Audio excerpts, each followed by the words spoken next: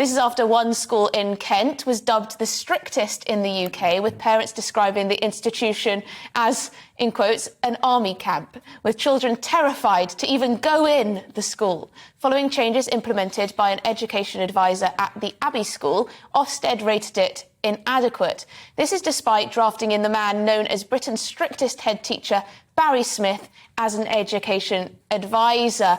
I believe that he gave them an inadequate because there was too much discipline. Anyway, this all begs the question, just how strict is too strict? Joining me now to discuss this is Emeritus Professor of Sociology at the University of Kent, Frank Furedi. Now, you know what you're talking about when it comes to this. You've written a fantastic article about how discipline has become a bit of a dirty word. Yeah, I mean, this is my local school. And although Ofsted has downgraded it, it's also the case that in terms of its academic performance, it's done much, much better than ever before. And it's worth noting that whereas this school was considered to be more or less a sink school when I first moved to Faversham, now it's been steadily raising its standards, both for A-levels and GCSEs. So for me, this is a very successful school. And what they don't like and they don't understand about it is that the academic success of the school, which even Ofsted recognizes, is linked to discipline.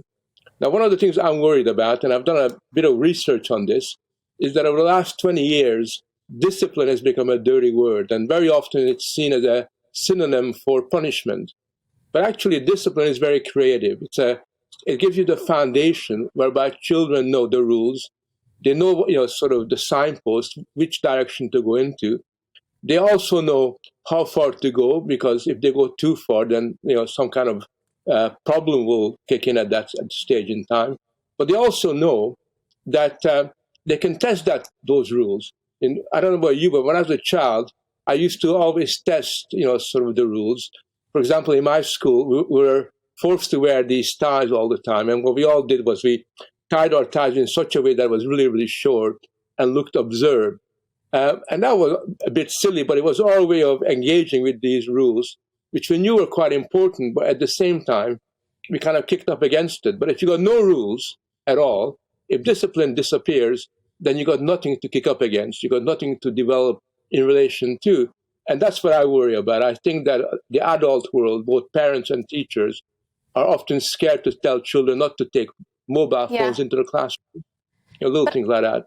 But I also think it's a case of ideology, isn't it? A lot of teachers simply don't believe fundamentally in the need to restrict children's behaviour. They should be free to do whatever they like because that's the best way to foster their creativity, when in reality it means that they're outside smoking, being disruptive in the classroom, not handing in their homework on time, not wearing the correct uniform. The list goes on.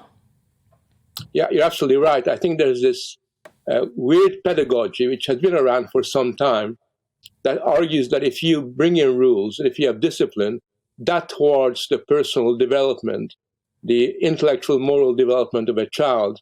And somehow it diminishes their creativity because they believe, quite wrongly as it happens, that children are creative when they can act in accordance with their spontaneous desires.